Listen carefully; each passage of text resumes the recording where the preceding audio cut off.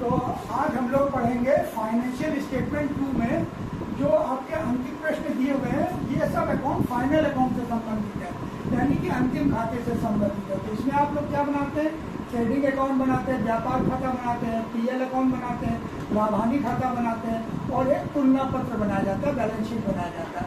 तो ये तीनों को बनाना हम सीखेंगे, बट विद एडजस्टमेंट, मैंने उसमें एडजस्टमेंट्स भी दिए होते हैं, नीचे कुछ एडजस्टमेंट भी दिए होते हैं। जो भी एडजस्टमेंट नीचे दिए होंगे उसकी दो एंट्रियाँ होंगी, मैंने दो साइड में, एक साइड डेबिट साइड होता है, एक नामे और एक जमा, नाम और जमा दो साइड से आपको एंट्री करनी पड़ेगी, दो जगह पे आपको एंट्री करनी पड़ेगी। तो हम इसको मिटा दे रहे हैं और क्वेश्चन नंबर 1 से आपको प्रैक्टिकल बता रहे हैं कि कैसे होगा। तो क्वेश्चन नंबर 1 करने के लिए पहले हम एक व्यापार खाता बनाएंगे, फिर लाभानी खाता बनाएंगे और फिर उसका तुलना पत्र बना देंगे। तो व्यापार खाते में ये एंट्रियाँ आप याद रखें, इधर बार सिर्फ 3 ही एंट्री आती है, विक्रय, विक्रय वापसी और अंतिम रहतिया। तो 3 गिनतियाँ ये लिख लेंगे और इधर बार प्रारंभिक रहतिया मैंने स्टॉक रहता है, क्रय रहता है, क्रय वापसी रहता है, तो ये रहते ही रहते हैं।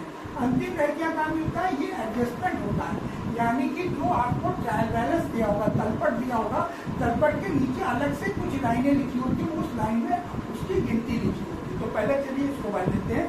तो यहाँ विक्रय क्या दिया है, 1,80,000, 1,80,000 और विक्रय की वापसी कितने रुपए की दी हुई है, देखते हैं। विक्रय की वापसी है 3,000 रुपए की वापसी है, तो हमारे पास कितना होगा, 1,77,000 ये हो गया।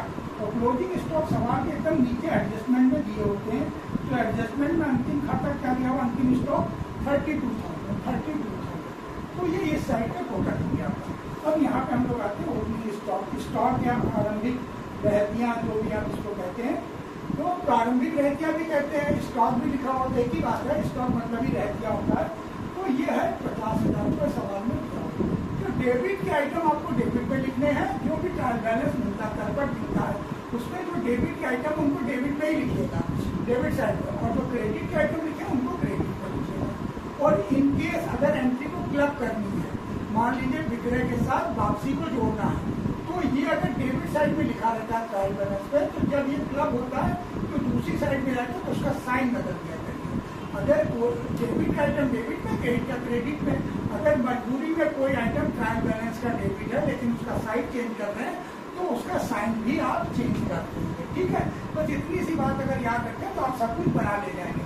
ये खर्चों के खाते होते हैं, यहाँ पे सारे खर्चे लिखे जाएंगे और यहाँ पे इन 3 के अलावा यहाँ पे डायरेक्ट एक्सपेंसेस वो सारे कह लिए जाते हैं, जिससे कि हम व्यापार करते हैं, यानी कि सामान को लाने का, सामान को बनाने का जो खर्चा होता है, फैक्ट्री का खर्चा जिसको बनाते हैं, या सामान ला के हम सामान बेचते हैं तो सामान को दुकान तक लाने का जो खर्चा है, वो सब हमारे डायरेक्ट एक्सपेंसेस में आते हैं। वो यहाँ लिखे जाएंगे, सीधे जो गए होते हैं, और जो डायरेक्ट नहीं होते वो सब नहीं। तो अब हम लोग यहाँ पे जैसे मजदूर क्रय पहले लिखते हैं, क्रय 175 है, 1,75,000 है। और क्रय वापसी, देखिए क्रय वापसी क्रेडिट में दिया ट्रायल बैलेंस में, तो उसको जब यहाँ लाएंगे तो उसका साइन चेंज करके 2,000 रुपये लिख देंगे और साइन चेंज करके 1,74,000 जो है 1,73,000 कर लेंगे, इसका टोटल, ठीक है। तो ये 2,000 इधर से चला जाएगा। अब इसके बाद देखिए, अब हम डेबिट के सारे आइटम को चेक करेंगे कि क्या वो खर्चे हैं। अगर वो खर्चे हैं तो या तो यहाँ आते हैं या यहाँ आते, बैलेंस शीट में मत ले जाइएगा उनको। तो अब आपके पास मजदूरी मिल गई, मजदूरी के हो गए 3,000 मजदूरी है। अब एक काम हम कर सकते हैं कि हम पहले इसको भर दें और भरने के बाद फिर आपको हम एक बार में समझा दें, तो वीडियो थोड़ा शॉर्ट हो जाएगा, ठीक है। तो हमने क्या किया, पहले व्यापार खाता बनाया। व्यापार खाता बनाने के लिए हमें विक्रय वापसी और अंतिम रहतिया चाहिए कि हमने भर दिया। इसके बाद डेबिट साइड से ओपनिंग स्टॉक, प्रारंभिक रहतिया, क्रय और क्रय वापसी को लिख दिया गया। इसके बाद हमें क्या होता है, डायरेक्ट एक्सपेंसेस लिखने होते हैं। तो मजदूरी हमारा डायरेक्ट एक्सपेंसेस होता है, वेतन हमारा इनडायरेक्ट होता है। मजदूरी माना जाता है कि माल को बनाने वगैरह में खर्चा किया गया, तो मजदूरी लिख दिया। अब इसका टोटल हमने क्या, इस साइड का टोटल बड़ा है, ये क्या है, ये बड़ा आ रहा था, तो जब बड़ा होगा तो इसी का टोटल दूसरे साइड लिख दिया गया। अब यही टोटल जब यहाँ लिखा गया तो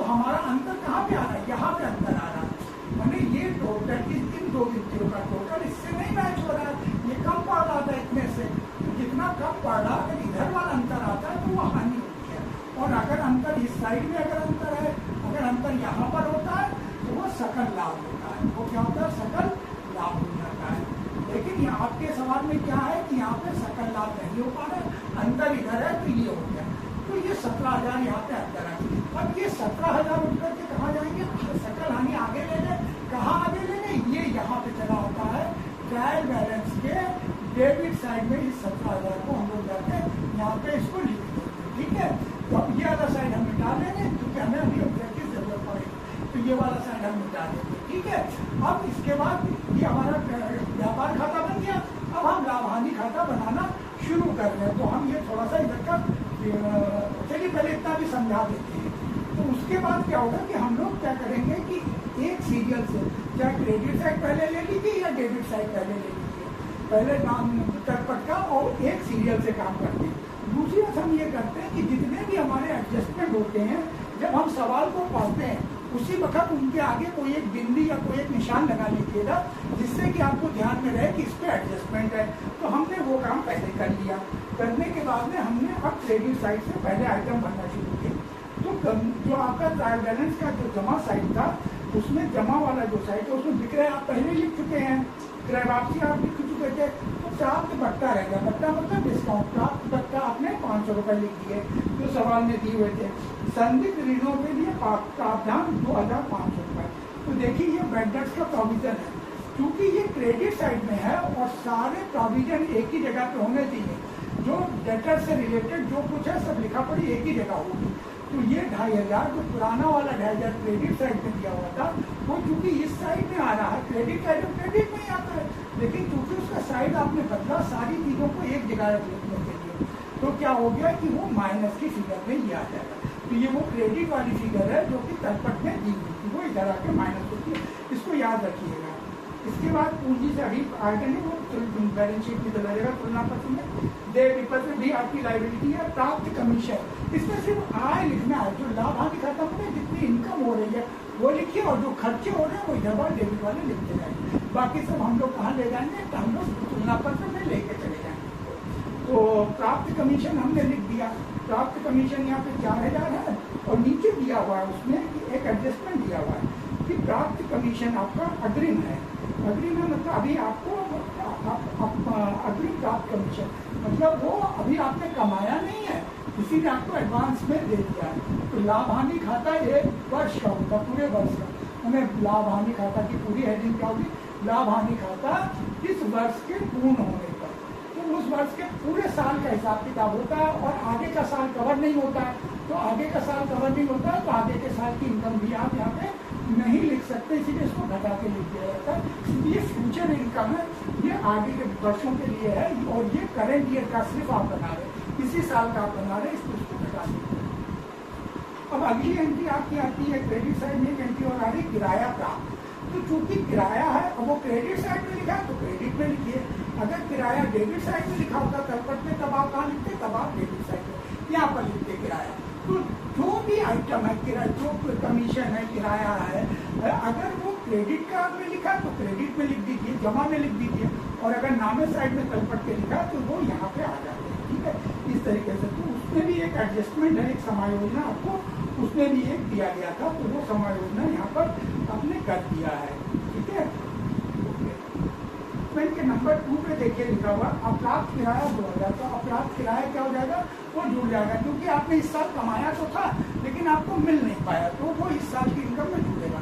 ऐसी सारी इनकम जो कि इस साल की होती है उसका हिसाब किताब हम करेंगे, जो भविष्य का है उसको घटा देंगे, जो मिलने से रहेगा उसको हम जोड़ देंगे। तो जोड़ दिया तो इस साइड का टोटल अभी यहाँ इतना आ गया। अब इधर वाले डेबिट साइड में हम चलते हैं। डेबिट साइड पे एक सीरियल से ही आप काम करिएगा, तो हम डेबिट साइड के एक सीरियल से ही चल रहे हैं। तो सबसे पहले स्टॉक आपने ले लिया, मजदूरी आपने ले लिया है, वेतन आ गया। तो वेतन के 8,000 रुपये है और एडजस्टमेंट समायोजना में दिया हुआ 1,000 रुपये देना अभी बाकी है इस साल का।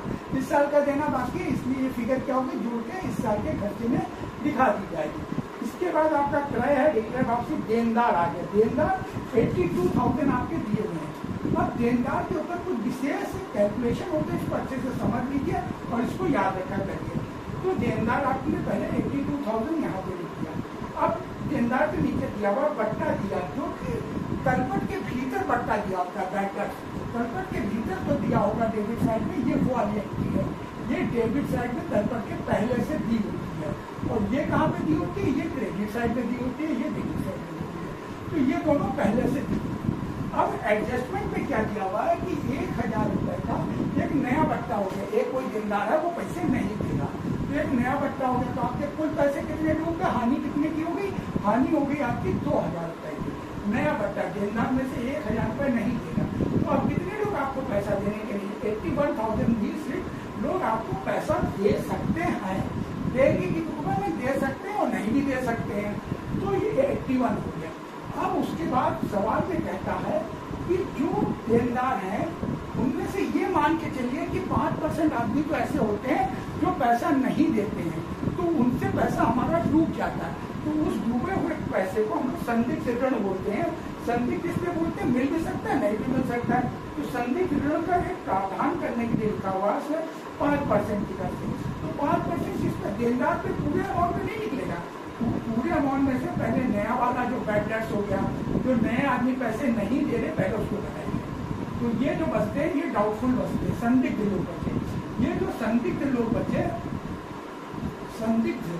संदिग्ध जो लोग बचे उनका 5% आपने निकाला तो 4050 आ गया, तो ये नया वाला प्रावधान यहाँ पे आपके लॉस में लिख दिया जाएगा, क्योंकि इस साल ये होने की उम्मीद है आपको, तो 6000 हो गया, और पुराना वाला जो पहले से आपने कर रखा था अब तो उसकी कोई जरूरत है नहीं, आपने नया कर ही दिया, तो उसको हम यहाँ से घटा करके ये नेट फिगर यहाँ पे लिख देते हैं। और यहाँ पे क्या होता है, यहाँ पे इसको घटाने के बाद जो फिगर बचती है उसमें उन्होंने कहा कि 2% छूट भी हम देंगे अगर कोई अच्छा ग्राहक आ गया। अब क्या हो गया कि कुल देनदार पहले कुल देनदार में से खराब वाले चले गए, तो ये संदिग्ध बचे, संदिग्ध में से 5% संदिग्ध भी चले गए, जब ये गुड वाले बचे तो अच्छे वाले बचे, अच्छे वालों को 2% छूट देने का इंतजाम करते हैं, तो 2% का कैलकुलेशन आपने किया 1539 आ गया, तो ये 1539 भी अब यहीं पर डेबिट साइड पे यहाँ पर लिख दिया जाएगा, छूट देनदारों पर छूट हाँ, तो इसको आप यहीं पे लिख सकते थे 1539 प्रावधान, हाँ छूट है तो प्रावधान, छूट है तो हाँ देनदार पर छूट है तो ये 1539, तो वो टोटल हमारा ये चेंज हो जाएगा, ये हो जाएगा 9 5 और 3 8 10 का 0 ये टोटल हमारा 40, ठीक है। तो इस तरीके से ये सारी ये डेटर्स वाला थोड़ा अच्छे से समझ, ठीक है, छूट की रकम आ गई। अब हम इसको मिटा देंगे, और जो चीज़ें हमने यहाँ पे अभी नहीं करी, नई आपने एडजस्टमेंट क्या करी, एक तो ये नई एडजस्टमेंट करी है, एक आपने नई एडजस्टमेंट ये करी है, और एक ये नया प्रावधान लाए हैं आप, ठीक है। तो ये जो नई चीजें आपने करी है इन सब की हमें क्या करना पड़ेगा, डबल एंट्री करनी पड़ेगी, यानी कि बैलेंस शीट में देनदार की संख्या कितनी आएगी, ये रकम देनदार वाले खाते में, देनदार नया बट्टा घटाया, फिर उसमें से प्रोविजन घटाया, फिर उसमें से छूट घटाया, और ये फिगर हमारी कहाँ चली जाएगी, ये एसेट साइड में जाएगी हमारी, ठीक है। तो अब हम ये मिटा के इसके आगे का हिस्सा करते जा रहे हैं। डेबिट साइड में ये बात हो गई थी डेटर्स वाले से। अब उसके बाद बीमा आपका दिया हुआ है, बीमा 3200 रुपये दिया हुआ है, और ये दिया हुआ है कि ये पूर्वगत है, पूर्वगत मतलब भविष्य के लिए। नॉर्मली बीमा क्या होता है, यहाँ पर 1 साल के लिए वो करते हैं, जो जनरल इंश्योरेंस होता है दुकान वगैरह का 1 साल का बीमा होता है, तो वो बीमा आप मार्च के बाद का डेट का आगे का होगा, भविष्य के डेट का है, तो इस साल के खर्चे में नहीं आता है, तो इस साल के खर्चे में नहीं आ गया तो उसको हमने क्या कर दिया, माइनस कर दिया। उसके बाद बीमा के बाद किराया व दर दिया हुआ है, तो किराया व दर यहाँ पे लिख दिया गया, देखिए ये किराया व दर यहाँ पे लिख दिया, किराया व दर लिख दिया, खर्चा है ना ये, डेबिट का आइटम किराया तो डेबिट में लिखिए, और क्रेडिट का आइटम किराया तो क्रेडिट साइड में लिख दीजिए, बस साइड मत बदलिए, साइड जब भी बदलेंगे तो साइन जरूर बदलिएगा। ये देखिए एक एंट्री है, साइड बदल के आई है, इसका साइड मैंने बदल दिया था, तो इसकी एंट्री माइनस से मैंने किया, साइड जब भी बदलेगी। फिक्सचर्स एंड फिटिंग वो हमारी एसेट होगी, डेबिट की चीजें एसेट भी होगी। व्यापारिक व्यय लिख दिया 1500, बैड डेट्स डूबस ऋण पहले लिख दिया, डूबस ऋण अच्छा बैड डेट्स आपका 2000 रुपया है, तो बैड डेट्स के भी 2000 रुपये हम लोगों ने लिख दिए, डूबस ऋण। देन आहरण आएगा नहीं, मरम्मत एवं नवीनीकरण 1600 रुपये हो गए, यात्रा व्यय 4200 रुपये हो गए, जहाँ पोस्टेज 300 रुपये है और तार का व्यय 200 रुपये हो गया, कानूनी शुल्क 500 रुपये हो गया। बिल प्राप्त विपत्र आपकी एसेट होगी तो वो लिखी नहीं जाएगी। भवन पे 6% ह्रास है, भवन पे 6%, तो 11,000 का 1,10,000 का 6%, 6,600 रुपये ये यहाँ पे लिख दिए गए हैं। ठीक है, तो देखिए ट्रायल बैलेंस में आपको एक फिगर दिया हुआ था, बट्टा खाता, बट्टा दिया तो बट्टा दिया आपका क्या हमने डिस्काउंट दिया। बट्टा मतलब होता है डिस्काउंट। अगर ये डेबिट पे दिया तो हम क्या करेंगे, डेबिट पे लिखेंगे, और अगर क्रेडिट पे दिया था तो हमने कहा लिख दिया था, क्रेडिट पे लिख दिया था बट्टा। तो ये डिस्काउंट को ध्यान रखिएगा, डिस्काउंट है, कमीशन है, किराया। तो ये अगर डेबिट के आइटम है तो डेबिट पे लिखे जाते हैं, क्रेडिट के आइटम है तो क्रेडिट पे लिखे जाते हैं। अब यहाँ पे देखिए सबसे लास्ट में अक्टूबर से 2,000 रुपये दिए हुए, तो 2,000 रुपये पहले से दिए हुए ट्रायल बैलेंस, तो उसकी डबल एंट्री नहीं। नया 1,000 रुपये तो उसकी डबल एंट्री करेंगे, 3,000 हो गया। नया प्रोविजन आपने देखा था इतना करना पड़ेगा, तो 7,050 हो गए। और ये पहले का प्रोविजन है जो कि पहले से तलपट के जमा साइड में लिखा हुआ था, तो उसका साइड चेंज होकर आया, इसलिए उसका निशान यहाँ पे आके क्या हो गया, बदल गया, उसका निशान यहाँ बदल गया। तो नेट फिगर 4,530। तो इस तरीके से इस साइड का टोटल और इस साइड का टोटल को जगह कम की तो हम योग आगे ले गए, योग आगे ले गए। तो यहाँ पे क्या लिखेंगे, योग आगे लाए, योग आगे लाए। तो ये डेबिट वाला टोटल यहाँ लिख लिया, क्रेडिट वाला यहाँ लिख लिया। पेज भर जाता है तो इस तरह लिखते हैं। फिर इसका टोटल किया कि ये बड़ा था, ये वाला साइड क्या है, बड़ा है। क्योंकि ये वाला साइड बड़ा है तो ये टोटल इधर आ गया, तो अंतर किधर आ गया, ये अंतर की रकम यहाँ पे आ रही है, अंतर की रकम यहाँ पे आ रही है, तो ये हानि लिखी जाएगी। और अगर ये साइड बड़ा होता, अंतर यहाँ पे होता, यानी अगर डिफरेंस यहाँ पे होता तो ये क्या होता, निवल लाभ होता। यहाँ पे क्या लिखते हैं आप, निवल लाभ लिखते हैं। ज्यादातर निवल लाभ ही रहता है, बट क्योंकि मैंने जानबूझ के ऐसा सवाल किया कि हानि हो, मैं दोनों ही चीजें आपको बता सकूँ, इसलिए मैंने इस तरीके का सवाल लिया, तो वो यहाँ बनाया। इस तरीके से इस सवाल में जो डिफरेंस फिगर थी वो लिख दी गई। तो आपका ये लाभ हानि और व्यापार खाता हो गया। अब आपका तुलना पत्र हम लोग बनाएंगे, इसको हम मिटाने जा रहे हैं, मिटा के तुलना पत्र बना देंगे। ठीक है, अब हम लोग तुलना पत्र बनाएंगे। तो ये ध्यान दीजिए, तुलना पत्र खास एक तारीख को होती है। तो तुलना पत्र 31 मार्च को, और लाभ हानि खाते में हम लोग क्या करते हैं, लाभ हानि खाता व्यापार में खाते लिखते हैं फॉर उस वर्ष हेतु, उसमें लिखते हैं वर्ष 31 मार्च 2000, उसमें ऐसे लिखेंगे 31 मार्च 2017 को समाप्त होने वाले वर्ष का, समाप्त होने वाले वर्ष का, मतलब वो पूरे साल का होता है, वर्ष का। तो पीएल व्यापार खाता और पीएल अकाउंट पूरे साल का होता है, और ये पर्टिकुलर डेट की होती है, तुलना पत्र 31 मार्च को। दूसरी बात है, ये क्योंकि पत्र है, सीट है, तो इसमें डेबिट और क्रेडिट का कुछ नहीं होता, जबकि यहाँ पे पीएल में और क्रेडिट अकाउंट में आपको जमा और नाम मिले थे, जमा और नामे मिले थे ना, डेबिट और क्रेडिट आपको मिले थे, यहाँ पे नहीं लिखा जाता। तो यहाँ पे आपको क्या करना है, जितना भी आपका तलपट में क्रेडिट साइड में लिखा है, मैंने जमा साइड में लिखा है, वो सब यहाँ लिख दीजिएगा।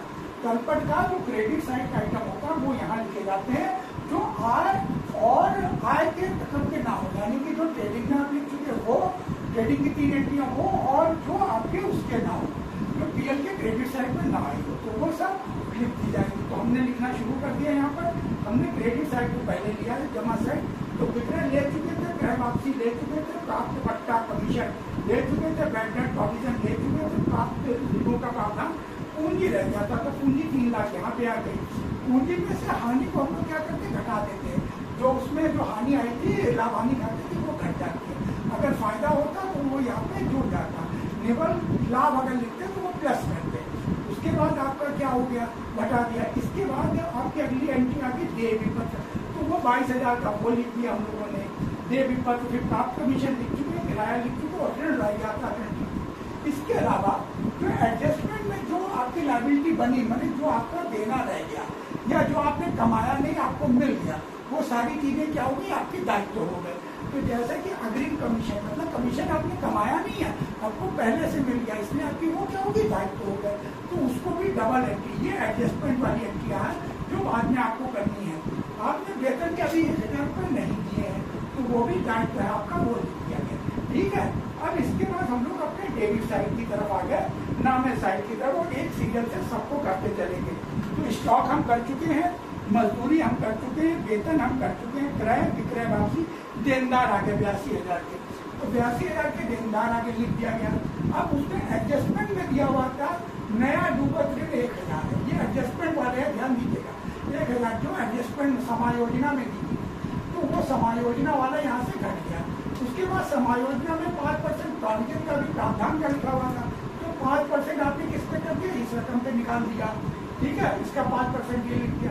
फिर उसी में 2% भी एडजस्टमेंट में दिया हुआ था, तो वो किस पे निकलेगा, 82 में नहीं निकलता, वो इस पे निकलता है, ठीक है, ये ध्यान रखिएगा, छूट हमेशा इस बची हुई रकम पे निकलता है। तो ये कैलकुलेशन आप याद रखिए कि कौन सा किस पे निकलता है, प्रावधान किस पे निकलना, छूट किस पे निकलना, तो नेट फिगर बाहर निकली है। इसके बाद क्या हमारे पास आया, देनदार के बाद तो पट्टा दिया हम लोग कर ही चुके हैं, बीमा कर चुके, किराया दर, फिक्सचर एंड फिटिंग्स 20,000 की एसेट है, फिक्सचर और फिटिंग से आपके पास पिक्चर और फिटिंग जो है आपने पिक्चर और फिटिंग जो है 20,000 ये लिखते हैं। प्राइस को विकल्प रह गया है, व्यापारी व्यय कर चुके हैं, भुगत ऋण आप कर चुके हैं, ठीक है। अब इसके बाद आहरण मिल गया 32,000। आहरण क्या होता है, डेबिट साइड में दिया हुआ है, लेकिन वो पूंजी से रिलेटेड है, क्योंकि वो पूंजी से रिलेटेड है, यानी मालिक ने कितना पैसा अपने खुद के खर्चे के लिए निकाल दिया, तो वो आपका आहरण है, वो पूंजी से घटता है। तो क्योंकि डेबिट का आइटम था, उसका ये साइड बदल गया, उसका क्या हो गया, साइड बदल गया। जब भी साइड बदलेगा तो साइन भी बदलेगा, ये ध्यान रखिएगा। तो बदलने के बाद भी ये फिगर इस तरीके से यहाँ पर हो गया। अच्छा, अब क्या हुआ, उसके बाद आहरण हो गया, मरम्मत नवीनीकरण कर चुके, यात्रा व्यय कर चुके, डाक कर चुके, तागे कानूनी शुल्क, टाइप विकल्प मैंने जो मिलने वाले बिल्स रिसीवेबल, मैंने जिन पे आपको पैसा मिलना बाकी है, वो आपकी प्रॉपर्टी टाइप विकल्प बिल्स रिसीवेबल, तो वो 50,000 ये लिख दिया। फिर भवन था, उसमें 50,000 तो नहीं क्या, भवन 1,10,000 है, उसमें एडजस्टमेंट हरास कर दिया, डेप्रिसिएशन का 6% था, तो इसका 6% निकाल के हम लोगों ने पीएल में भी लिखा है, यहाँ पर भी घटा देंगे। और तो इसका भी ध्यान में रखिएगा कि हरास की एंट्री आगे करनी होती है, जो हो चुके हैं। और एक अंतिम स्टॉक जो आपका पहले ट्रेडिंग अकाउंट में आपने लिखा था, ट्रायल बैलेंस के बाहर था, तो उसकी भी डबल एंट्री होती है, एक बार ट्रेडिंग अकाउंट में जाएगी और एक बार ये असेट में जाएगी, क्योंकि ये संपत्ति अभी आपके पास पड़ी हुई है, तो इसकी भी डबल एंट्री हो गई। अब इसके बाद जो किराया आपको मिला नहीं, आपका किराया आपको मिल जाना चाहिए था, नहीं मिला, आपकी प्रॉपर्टी है, तो वो 2,000 होगा। और जो भविष्य का बीमा आपने अभी इसी साल दे दिया है, तो वो भी तो आपकी प्रॉपर्टी है, आपने किसी को एडवांस में पैसा दे रखा है, तो आपकी प्रॉपर्टी है, तो इसलिए उसको भी यहाँ पे लाया जाएगा, बीमा को आपके एसेट में जोड़ दिया जाएगा। इस तरीके से ये एडजस्टमेंट के आपको ध्यान में रखने हैं। अब इस साइड का टोटल हमने किया और इस साइड का भी टोटल कर दिया, क्योंकि दोनों साइड ओके है, तो आपका सवाल भी ओके है। इस तरीके से हम लोग क्या कर सकते हैं कि कोई भी बैलेंस शीट का जो भी तल पर दिया है, उससे अगर हमें बनाना हो तो डेबिट के आइटम को डेबिट में रखिए, क्रेडिट के आइटम को क्रेडिट में रखिए। डेबिट में जो व्यापार खाते में हमने शुरू में 2-3 एंट्री बताई, वो तो रहती रहती है। इसके अलावा व्यापार खाते में सारे डायरेक्ट एक्सपेंसेस डेबिट साइड में लिखिए। डायरेक्ट एक्सपेंसेस मतलब वो खर्चे जो माल को लाने और बनाने में होते हैं, ठीक हो गया। उसके अलावा जितने भी खर्चे होंगे वो लाभानी खाते में जाएंगे, जितनी भी आय होगी, क्रेडिट की आय होगी, वो सब लाभानी खाते के जमा पक्ष में जाएगा। अब इन दोनों को छोड़ के जितनी भी एंट्रियां बचेंगी वो जमा पक्ष वाली लायबिलिटी में लिखिए, और डेबिट साइड की जो बच गई थी उसको हम संपत्तियों में लिखेंगे। इसमें डेटर्स का बहुत अच्छा बताया उदाहरण, इसलिए डेटर्स का ये पूरा उदाहरण आप याद रखिए इस तरीके से। और जो भी एडजस्टमेंट हुए हैं उनकी 2 जगह एंट्री जरूर हुई है, एक बार डेबिट में, एक बार क्रेडिट में। आप आराम से इस चीज को चेक कीजिए। अगर इस थ्योरी को आप ध्यान में रख करके सवाल करेंगे तो आप दूसरे सवाल भी इसी तरीके से कर सकते हैं। अब हमारे वीडियो को देखने के लिए आपको धन्यवाद। इसी तरीके के और वीडियो हम लोग पोस्ट करेंगे, और अगर आप देखना चाहें तो हमारे चैनल को शेयर और सब्सक्राइब करिए। Thank you. जैसा सब्सक्राइब मिलेगा उसी हिसाब से हम हिंदी में और वीडियो इसके बना देंगे। Thank you.